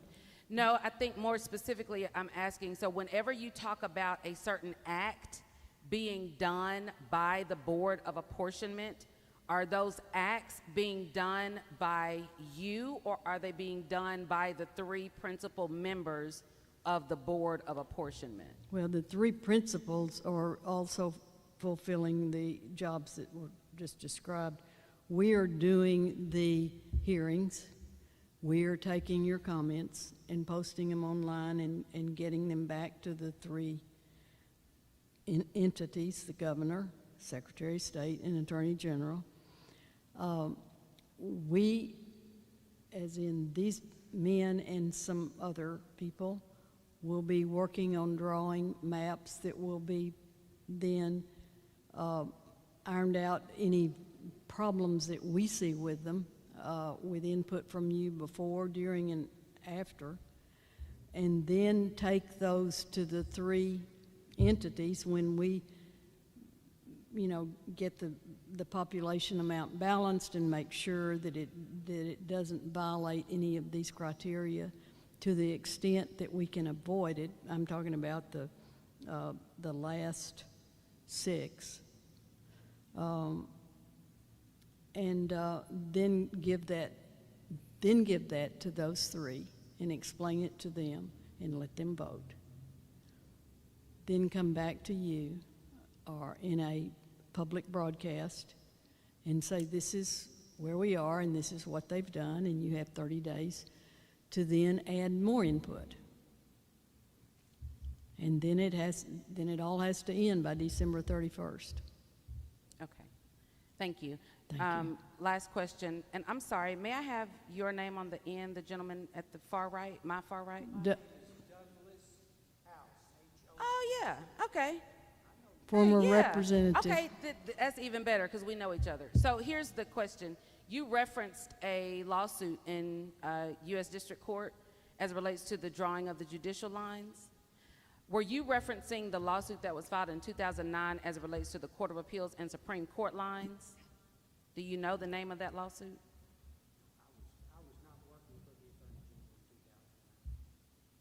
So that would be a no, you don't know the name of the lawsuit. 2019, I'm sorry, if I said 9, I meant 2019.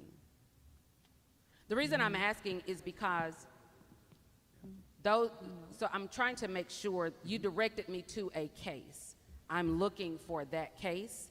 I am aware of a lawsuit that was filed in district court in 2019 that challenged those judicial seats that were Court of Appeals seats and Supreme Court seats. I'm unaware of a lawsuit that discusses the drawing of the lines for circuit court judges, and there's a big difference. So I'm asking you, since you referenced the lawsuit, do you happen to know the parties' names of that lawsuit, or at the very least, when it was filed? Miss Honorable, Brad, Yes. Brad Nye with the Attorney General's office again. Hi, Brad. The case I believe we are referencing is still pending in court. I cannot discuss pending litigation. High level, it is Christian Ministerial Alliance is the plaintiff's name, and it deals specifically with the drawing of Court of Appeal seats. Okay, that's all I needed to know. So that doesn't address my concern with the circuit court lines, which was my original question. But I appreciate that. That answers my question. Thank you so much. Thank you.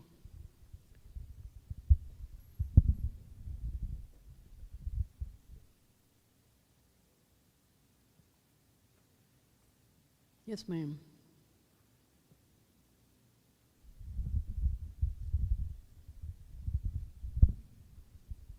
Happy Tuesday, everybody. I am Tracy Shine, and my question is just simply around the staffing for those persons collecting the data and reporting. So do we have the same staff, team, support staff, data team, and legal team representing for this redistricting? We have the same team, been here year. GIS, you have the same team. Do you have any turnover? Have you had any turnover? Any turnover in What staff?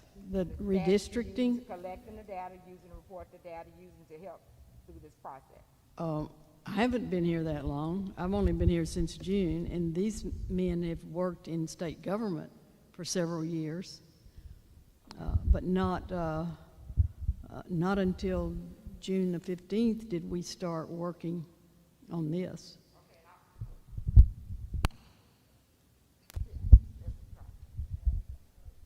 Also, the other staff members and other persons that are assisting with the data collecting, not just you all, but all the other persons. Do you have any turnover? Do you have any new? Since when? You talking? We'll say since. We'll say since May. May, can you hear me? May.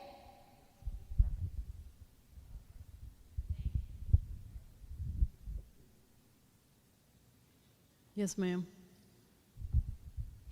All right, I'm back. I was actually looking at the Audubon Edge like you were talking about. I can't hear you. Can you hear me now? Barely. Barely. I was taking a look at the Audubon Edge software package that you guys were talking about, and one of the big things they tout about it is demographics and political. How big is political affiliations going to be taken into consideration with redistricting and using the software package? Political considerations.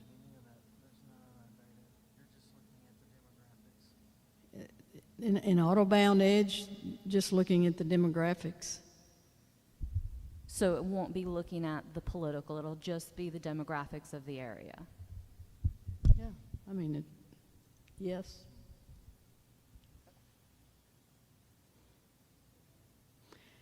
Any other questions? We still have 15 more minutes.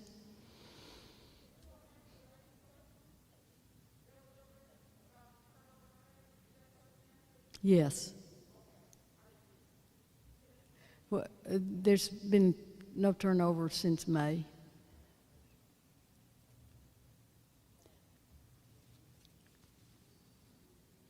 Do you have another question? Okay.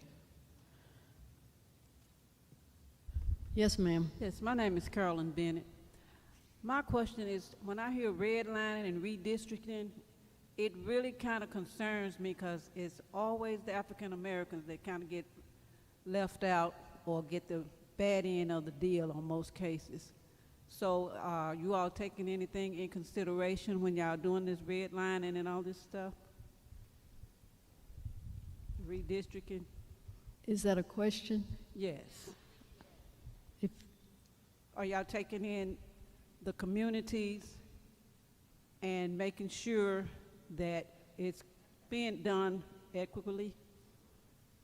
I think that's, I mean, that's what the criteria sets out, and that's what we've said over and over again, yes. You said yes, y'all are taking that in consideration? Oh, you said yes?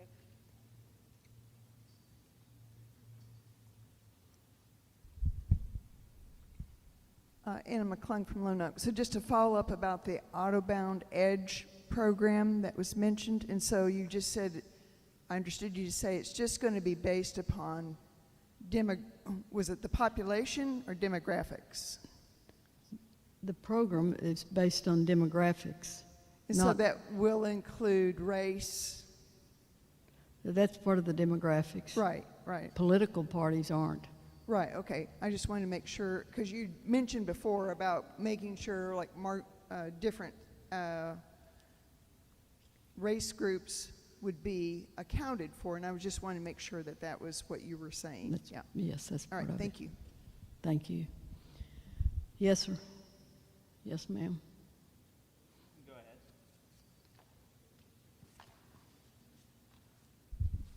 Hello, Lori Evans again, from here, live here in Little Rock. I cannot speak for many of the folks here who have raised the concerns that keep coming back over and over again about, for example, concerns over racial gerrymandering.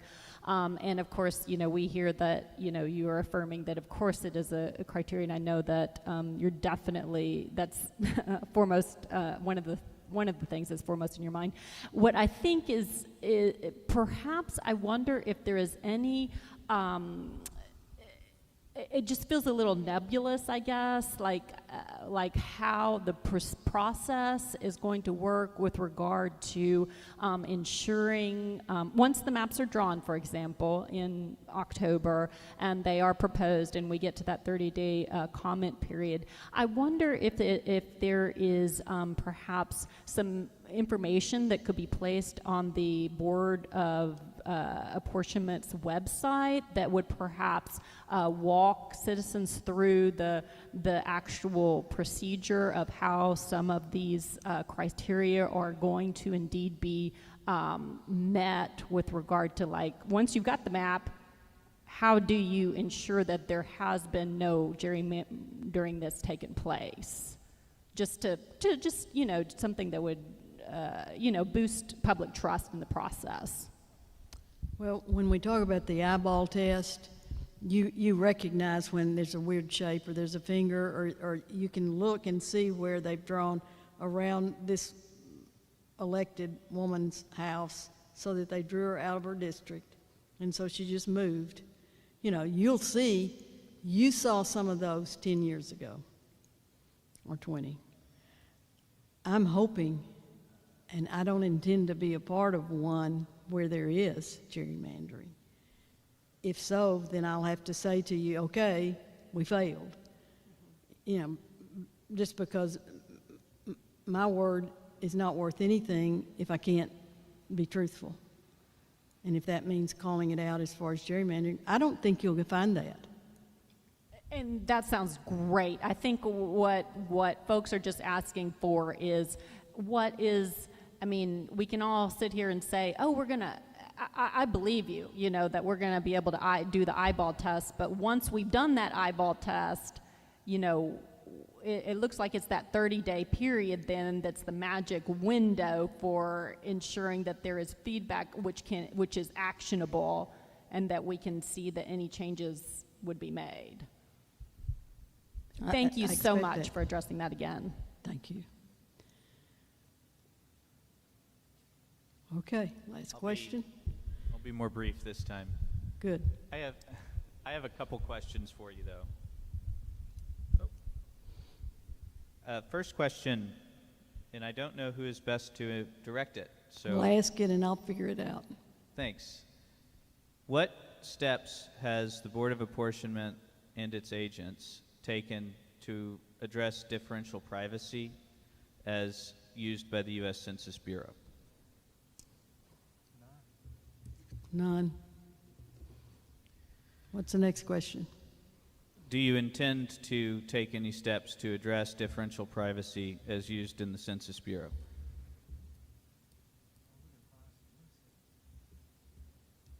No. One more question.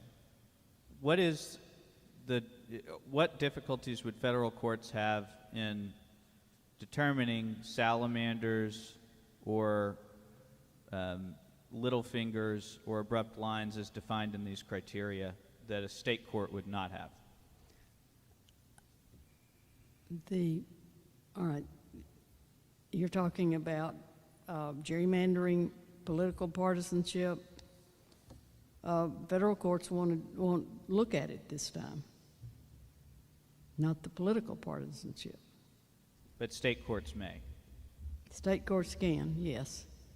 And you know, that's where you file if you're going to file a lawsuit. Thank you. You're welcome. All right, last question. Thank you.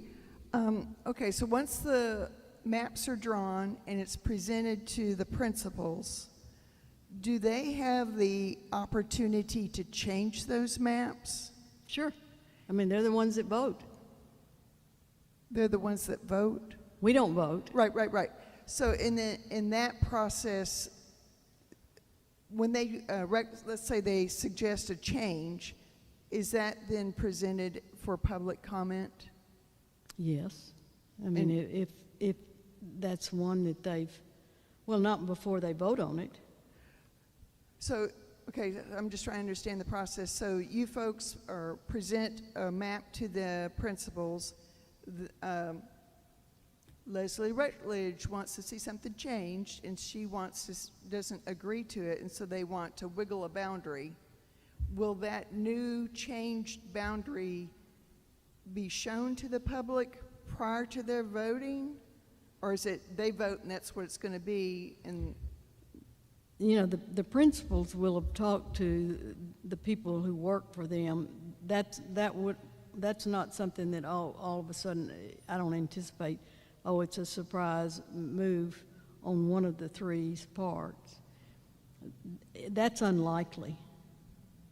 And we can speculate on what might happen, but that's unlikely. They will have looked probably individually before they look at it together to have asked questions and question changes.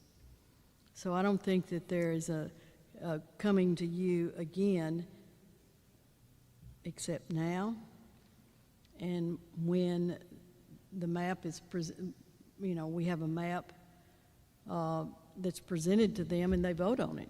Then there's a 30 days when you say why that or change that.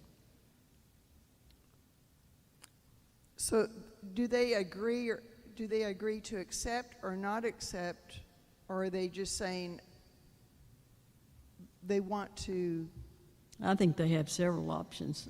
Agree, 2 out of 3 agree, send it back. Okay. So it's an iterative process at that point. Yeah.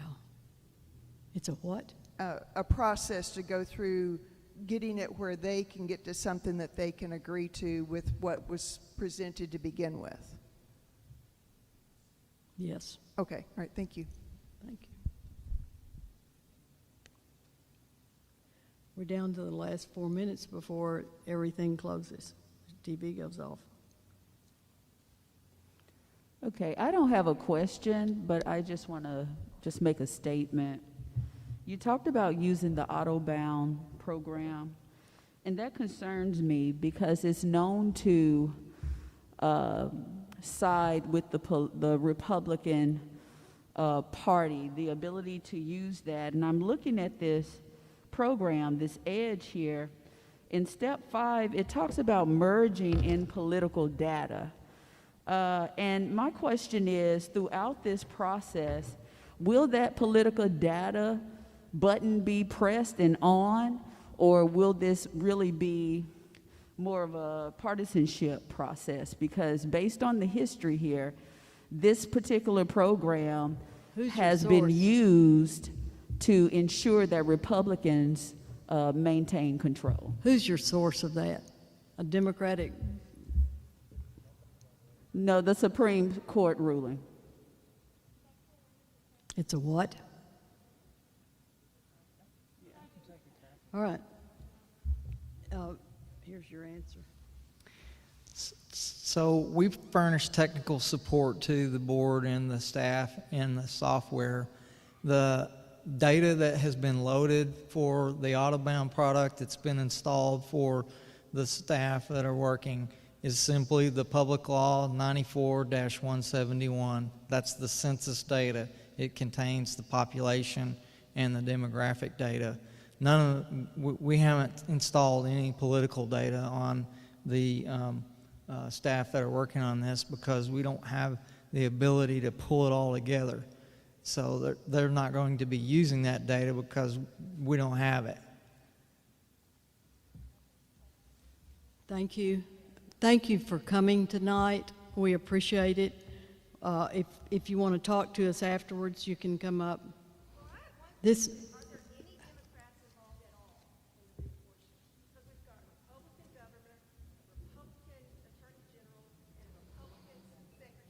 Thank you. Is it still on? I mean, it's fine. Well,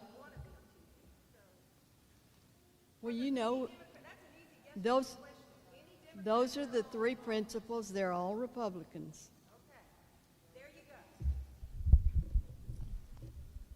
Ma'am, so it is 8:28 as it is. I do still have a question. I'm again Rose Rains from Jacksonville.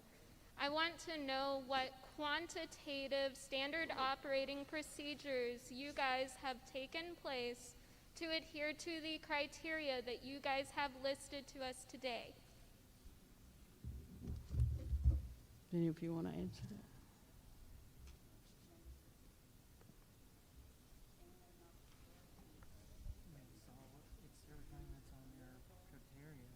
Right. Right, but what's the standard operating procedures that you guys are adhering to make sure that you're going through all of this process? And as far as like saying that you guys don't have this data, the caucus, the Republican caucus and the Democratic caucus both have a database filled with all of this information that you guys can just simply go to one of your friends and say, hey, we need this information, why don't you shoot it to us? Actually, that's something that you get for being a member. So what are the standard operating procedures? What are the quantitative, not qualitative words that you can give us? What are the quantitative standard operating procedures that you guys have put to place to adhere to those standards that you got listed? Read the criteria. Quantitative, not qualitative. What is the quantitative standard operating procedures that you guys have, as a board, have put in place? Gentlemen? Okay. My feet are. Exactly, yeah, for sure. Young lady, thank you for your question. This is a human activity. It is not a mathematical process. Determining, yes, exactly. ma'am, and wait a minute. We do need a mathematical way of, we have p-values, standard deviations. We like, have to begin with a basic premise. You talk, then I talk, and then you talk, and we don't interrupt each other. Fair enough? Fair. Okay. Redistricting is a human activity. The Supreme Court calls it a political activity. So it is not necessarily quantitative except in terms of the numbers. You can take the computer systems and they have mathematically created a Google, which is 10 to the 100th power number of maps for a given area. That has been done. But when you start adding rivers, when you start adding Voting Rights Act, when you start adding municipal boundaries and things like that, these are human decisions. To make sure that the objective criteria listed 1, 2, or 3 in there are observed, that's pretty straightforward. The rest of it is a judgment factor.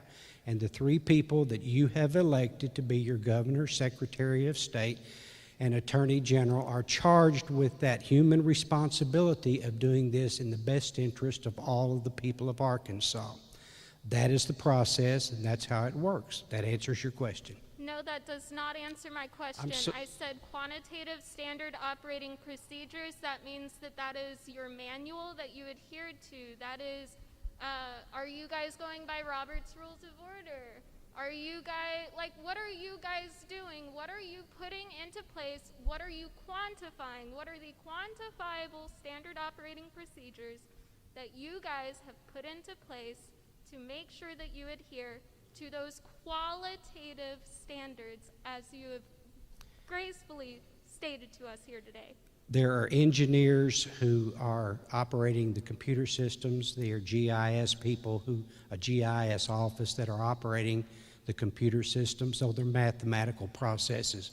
There are attorneys who are making sure that the law is followed, not a process.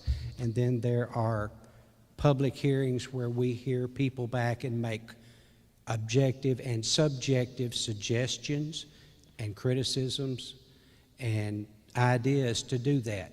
Those things are happening right here before your very eyes. This meeting was set at a definite time and place, and we are hearing subjective comments back that we will incorporate as best as we can. It's happening before your very eyes. There is no quantitative as in the military use. I did 38 in the military years. I know how to do those. But that's not what this is. This is a legal and subjective and human activity. So There's what your I'm answer. hearing is a refusal to answer my question.